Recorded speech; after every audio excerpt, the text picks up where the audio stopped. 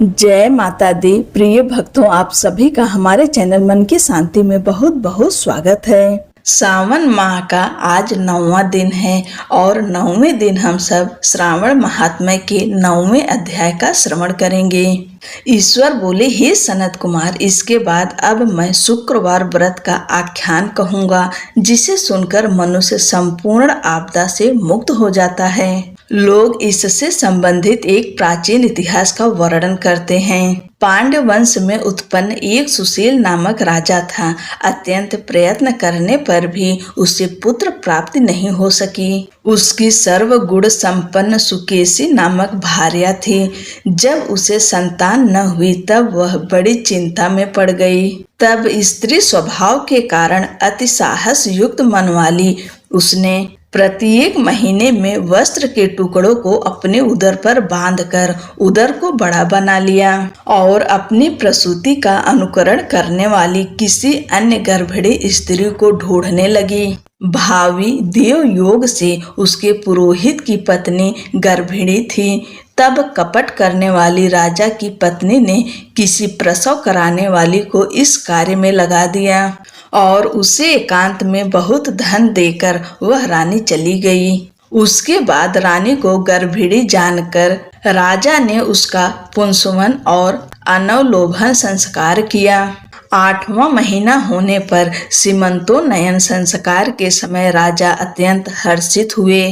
इसके बाद उस पुरोहित पत्नी का प्रसव काल सुनकर वह रानी भी उसी के समान सभी प्रसव संबंधी चेष्टाएं करने लगी। पुरोहित की पत्नी चूंकि पहली बार गर्भवती थी, अतः प्रसूत कार्य के प्रति वह अनभिज्ञ थी और केवल प्रसूत कराने वाली दाई के ही कहने में स्थित थी। तब उस दाई ने पुरोहित पत्नी के साथ छल करते हुए उसके नेत्रों पर पट्टी बांध दी और प्रसव के समय उसके पैदा हुए पुत्र को किसी के हाथ से रानी के पास पहुंचा दिया। इस बात को कोई भी नहीं जान सका।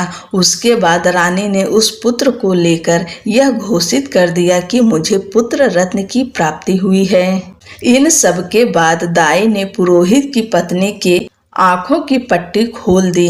दाई अपने साथ मांस का एक पिंड लाई थी और उसने वह उसे दिखा दिया। फिर उसके सामने आश्चर्य तथा दुख प्रकट करने लगी कि यह कैसा अनिष्ट हो गया और कहने लगी कि अपने पुरोहित पति से इसकी शांति जरूर करवा लेना।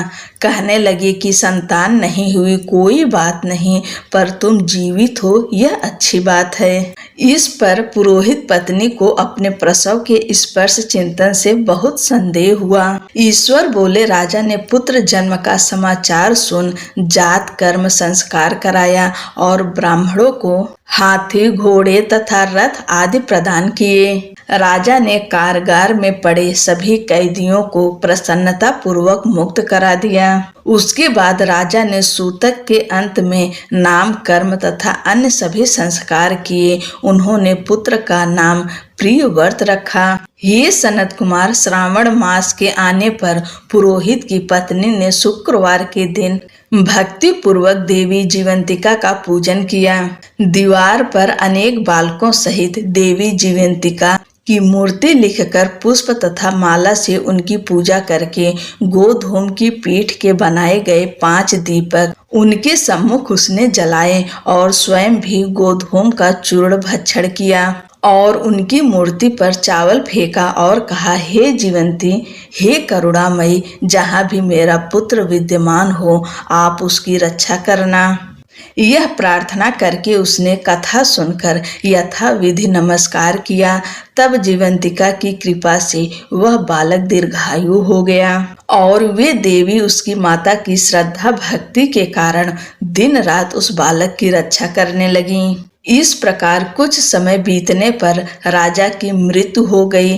तब पितृभक्त उनके पुत्र ने उनकी पारलौकिक क्रिया संपन्न की। इसके बाद मंत्रियों तथा पुरोहितों ने प्रियव्रत को राज्य पर अभिषिक्त किया। तब कुछ वर्षों तक प्रजा का पालन करके तथा राज्य भोग कर वह पितरों के ऋण से मुक्त के लिए गया जाने की तैयारी करने लगे। राज्य का भार वृद्ध मंत्रियों पर भक्ति पूर्वक सौंप कर और स्वयं के राजा होने का भाव त्याग कर उसने कार्पटिक का भेष धारण कर लिया और गया के लिए प्रस्थान किया।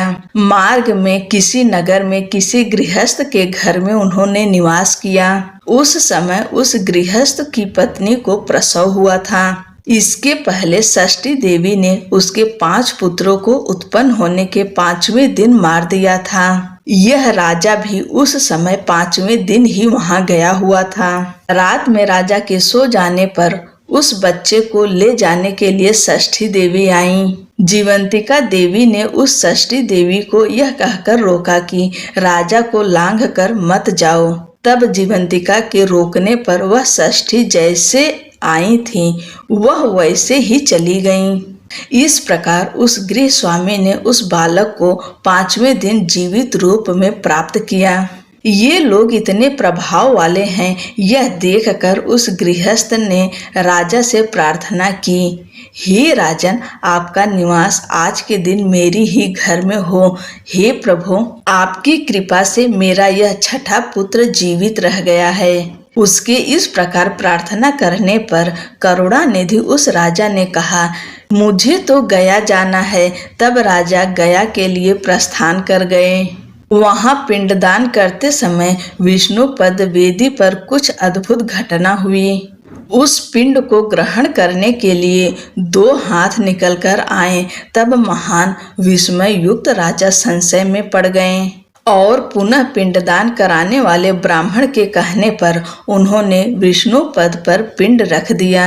इसके बाद उन्होंने किसी ज्ञानी तथा सत्यवादी ब्राह्मण से इस विषय में पूछा। तब उस ब्राह्मण ने उनसे कहा कि ये दोनों हाथ आपके पितर के थे। इसमें संदेह हो तो घर जाकर अपनी माता से पूछ लीजिए, वह बता देंगी। तब राजा चिंतित तथा दुखी हुए और मन में अनेक बातें सोचने विचारने लगे। वे यात्रा करके पुनः वहां गए जहां वह बालक जीवित हुआ था और वह उसका 5वां दिन था। वह जो दूसरा पुत्र हुआ था उसे लेने रात में फिर वही षष्ठी देवी आईं। तब जीवंतिका के दोबारा रोके जाने पर उस षष्ठी देवी ने उनसे कहा, इसका ऐसा क्या कृत्य है अथवा क्या इसकी माता तुम्हारा व्रत करती हैं जो तुम दिन रात इसकी रक्षा करती रहती हो। तब षष्ठी का यह वचन सुनकर जीवंती ने धीरे से मुस्कुराकर इसका सारा कारण बताया। उस समय राजा शयन का बहाना बनाकर वास्तविकता जानने के लिए जाग रहा था। अतः उन्होंने जीवंती और षष्ठी दोनों की बातचीत सुन ली। जीवंती ने कहा, ये षष्ठी, श्रावण मास में शुक्रवार को इसकी माता मेरे पूजन में रत रहती है और व्रत में संपूर्ण नियम का पालन करती है। वह सब मैं आपको बताती हूँ। वह हरे रंग का वस्त्र तथा कंचुकी नहीं पहनती और हाथ में उस रंग की चूड़ी भी नहीं धारण करती। वह चावल के धोने के जल को कभी नहीं लांघती, हरे पत्तों के मंडप के नीचे नहीं जाती और हरे वर्ण का होने के कारण करेले का साग भी नहीं खाती हैं। यह सब वह मेरी प्रसन्नता के लिए करती हैं। अतः मैं उसके पुत्र को किसी को मरने नहीं दूंगी। यह सब सुनकर राजा प्रियव्रत अपने नगर को चले गए। उनके देश के सभी नागरिक स्वागत के लिए आए। तब राजा ने अपनी माता से पूछा, हे माता, क्या तुम जीवंतिका देवी का व्रत करती हो? इस पर उसने कहा कि मैं तो इस व्रत को जानते भी नहीं हूँ। उसके बाद राजा ने गया यात्रा का समुचित फल प्राप्त करने के लिए ब्राह्मणों तथा सुवासिनी स्त्रियों को भोजन कराने की इच्छा से उन्हें निमंत्रित किया और व्रत की परीक्षा लेने के लिए सुवासिनियों को वस्त्र, कंचुकी तथा कंकड़ भेजकर कहलाया कि आप सभी को भोजन के लिए राजभवन में आना है। तब पुरोहित की पत्नी ने दूत से कहा कि मैं हरे रंग की कोई भी वस्तु कभी ग्रहण नहीं करती हूँ। राजा के पास आकर दूत ने उसके द्वारा कही गई बात राजा को बता दी। तब राजा ने उसके लिए सभी रक्त वर्ण के शुभ परिधान भेजे। वह सब धारण करके वह पुरोहित पत्नी भी राजभवन में आई। राजभवन के पूर्वी द्वार पर चावलों के धोने का जल पड़ा देखकर और वहां हरे रंग का मंडप देखकर वह दूसरे द्वार से गईं। तब राजा ने पुरोहित की पत्नी को प्रणाम करके इस नियम का संपूर्ण कारण पूछा। इस पर उन्होंने इसका कारण शुक्रवार का व्रत बताया। उस प्रिय व्रत को देखकर उसके स्तनों से दूध निकलने लगा। दोनों वक्षस्थलों से उस राजा को दुग्ध की धाराओं से पूर्ण रूप से सिंचित कर दिया। तब गया में विष्णुपदी पर निकले दोनों हाथों जीवंतिका तथा षष्ठी दोनों देवियों के वार्तालाप तथा पुरोहित पत्नी के स्तनों से दूध निकलने के द्वारा राजा को विश्वास हो गया कि मैं इन्हीं का पुत्र हूँ। उसके बाद पालन पोषण करने वाली माता के पास जाकर विनम्रता पूर्वक उन्होंने कहा, हे माता, डरो मत, मेरे जन्म का वृत्तांत सत्य बता दो। यह सुनकर सुंदर केशों वाली रानी ने सब कुछ सच सच बता दिया। तब प्रसन्न होकर उन्होंने जन्म देने वाले अपने माता पिता को नमस्कार किया और संपत्ति से वृद्धि को प्राप्त कराया। वे दोनों भी परम आनंदित हुए। एक दिन राजा प्रियव्रत ने रात में देवी जीवंती से प्रार्थना की, हे जीवंती, मेरे पिता तो ये हैं, तो फिर गया में वे दोनों हाथ कैसे निकल आए थे? तब देवी ने स्वप्न में आकर संशय का नाश करने वाला वाक्य कहा, हे प्रियव्रत, मैंने तुम्हें विश्वास दिलाने के लिए ही यह माया की थी, इसमें संदेह नहीं है। हे सनत कुमार, यह सब मैंने आपको बता दिया। श्रावण मास में शुक्रवार के दिन इस व्रत का अनुष्ठान करके मनुष्य सभी मनोरथों को प्राप्त कर लेता है। इस प्रकार श्री स्कंद पुराण के अंतर्गत ईश्वर सनत कुमार संवाद में श्रावण मास महात्म्य में शुक्रवार जीवंतिका व्रत कथन नामक 9वां अध्याय पूर्ण हुआ। बोलो जीवंतिका माता की जय।